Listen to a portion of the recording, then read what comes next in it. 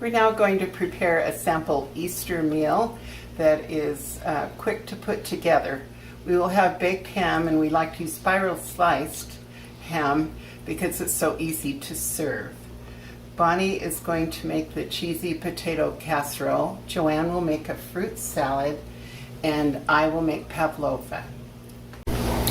For the cheesy potatoes, we start with about 2.5 to 3 pounds of frozen shredded hash browns and some shredded cheese, a can of cream of chicken soup, a cube of butter, and some sour cream.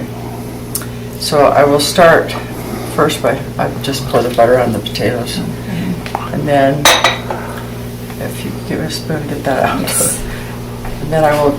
Just a spoon or a spatula? Now, you'll see the way it looks because I don't have a measurement.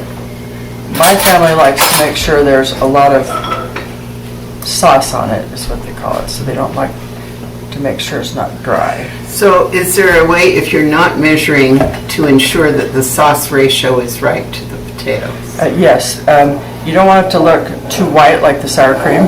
So that's, it kind of has a creamy look. And I'll, and I will show you how that looks. And this is 1 can, and you don't add water. And then if it's not enough, and I have too much sour cream, I will add another can of cream of chicken soup. So you go more by color? Yeah. It's just kind of a creamy, Cheesy potatoes. So for this amount of potatoes, to me this doesn't look like quite enough, but it kind of depends on your taste and what you like. Do you have to add like salt and pepper or? No.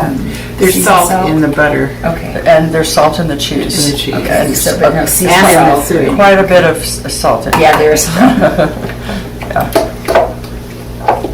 So by the time I get this mixed in, it looks a little bit looser when you put the butter in here, but sometimes I forget to put it in there.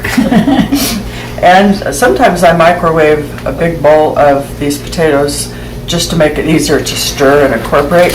And these are still kind of frozen, so it's a little bit harder. Kind of harden the butter. Yeah, probably did. So how can you tell, Bonnie, when the color is right? Can you describe it? Yes, it Tip it is. It's not quite like that, so I need some more soup. Yes, if you get that. It's not quite like I what? mean, it's not supposed to be, this is still a little too light, Okay. like the sour cream. It's almost like the sour cream, because it could taste just like sour cream and not have any chicken flavoring in it. Tell them about making your own sauce. Oh, and the thing that I usually like to do is I make my own cream of chicken cream of chicken soup Mix. by making a white sauce and adding chicken base to it. And I usually keep portions of 1 cup in my freezer so that when I'm ready to make this, I can use it. Just throw it all in. Yeah, and the reason I like to do that is that on the can there's quite a few ingredients. And this, when I make my own, I know that I'm only getting the things I'm putting into it. Oh, so you put extra pre-made mix, the homemade mix in your freezer. Yeah. Do you make your own dried mix? No, Oh. I just make a white sauce, add the chicken base to taste, And then freeze that. because I never buy cream of chicken soup. I always use that. To me, it's easier, especially if you have it on hand and you're out of soup. Why go to the store? I did have seen a recipe for just a dry mix that you do, but that's kind of nice because you're making the sauce that way. The sauce is already made. So. Okay, so We'll put Bonnie's recipe with approximate measures, yeah. on our website and down below. Not sure it's going to take the whole can. That's the other nice thing when you make. And the batch of cream of chicken soup that I make makes about 7 cups. So you have it for several things. I use it for chicken broccoli casserole. Do you freeze it by the cup or something? Yeah, I do, so that I know. Okay, I'm going to try this. Resembling a can. Yes. Condensed. Okay, so that was about 1.5 cans. And I think I'll even put more. Or just put the whole thing in Yeah, and then I think add I'll more. put the whole thing, yeah. We like to have Back it. to your freezing, So it's frozen, all you have to do is thaw it out, Yeah. and it's ready to use? Yeah. And do you put it in the microwave, or you just let it out on the counter when you're gonna need it? Both. Okay. If I'm in a hurry, I microwave it. Awesome. That's Yeah, and great. I just put it in small containers, whatever I have. I have been also put it in Ziplocs too, whatever. Okay, So Bonnie, this is about good. how much sour cream did you put in originally? I think about almost 2 cups. Okay. Yeah. Yeah, like I say, some people don't like they want more sour cream and less. Well, and you can adjust whatever your family Yeah. likes. And this is looking pretty good. Did you tip that up? Oh, yeah. Put it next to the sour cream. Okay, yeah. So see It's the not color. quite white, but then you have that taste of sour cream. Okay, so the other thing I like to do is the cheese doesn't always get well mixed if these are not frozen. But I'm going to put some in the potatoes and stir it, and some in here and some on top. Do you need the spatula again? Okay, so I'll just leave it. just put it on the lid or something. So I'm going to pour, maybe a couple of. This is medium cheddar cheese that has been grated and put on cookie sheets to freeze, and then it ended up in Ziploc bags in the okay. freezer. So you grated it yourself? Yeah. Awesome. I like to run it through my little Bosch shredder slicer. Yeah. So you can probably see that it's quite easy to put it in here and get it pretty even before you With the sauce on Yeah, it. Yeah. the sauce on the I've side. always mixed mine in the sauce. Yeah, and it's a little harder for me to do that. This is still just a little bit frozen.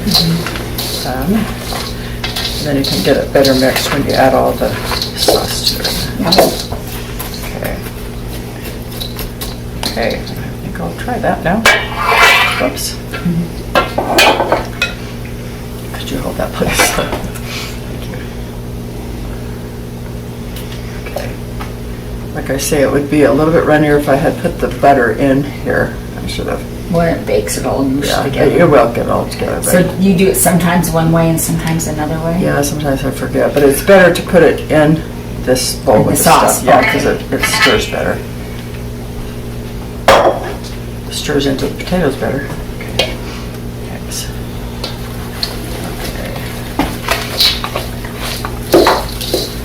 So because it's frozen, it's a little harder to stir in. It's looking nice. Yeah, it just takes a little bit Yeah. longer. It And- might keep the potatoes from being broken up. Oh, maybe. being That's a good frozen. thought. Okay, would you mind stirring that Yeah. for a little bit? Thank you.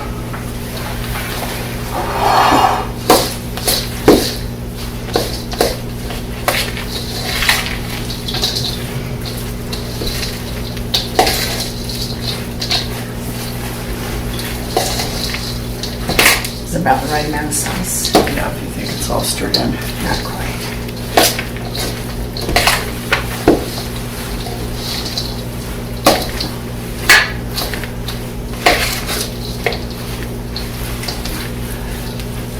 That looks pretty good. Yeah, well, after it's baked, when it's baked, you'll see that it's bubbling and it'll look a lot better.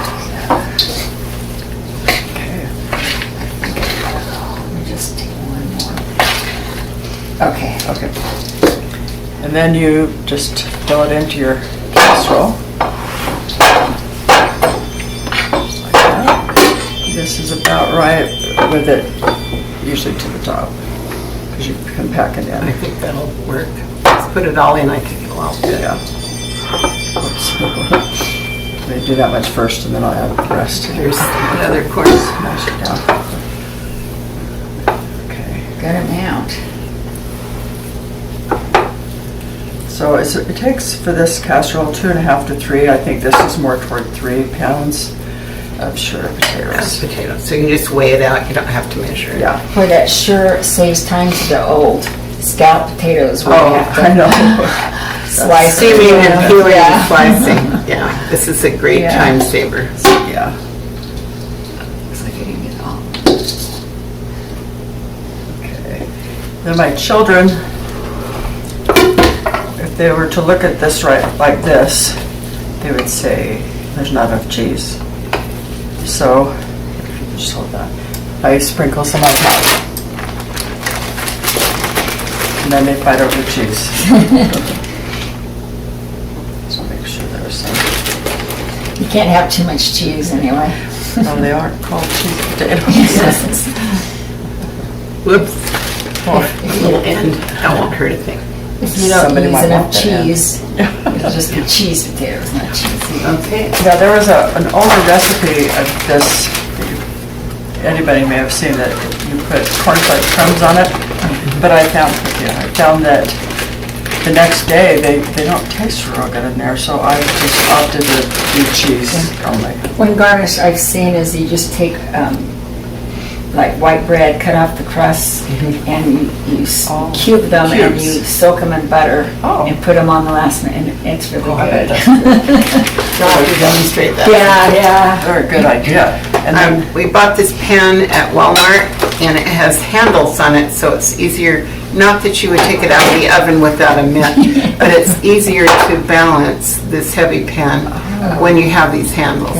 And it also comes with a nice lid, so you can prepare this in advance, even a day or two Yes. in advance. Oh, And So then you just still have the handles the way it is. store it in the fridge.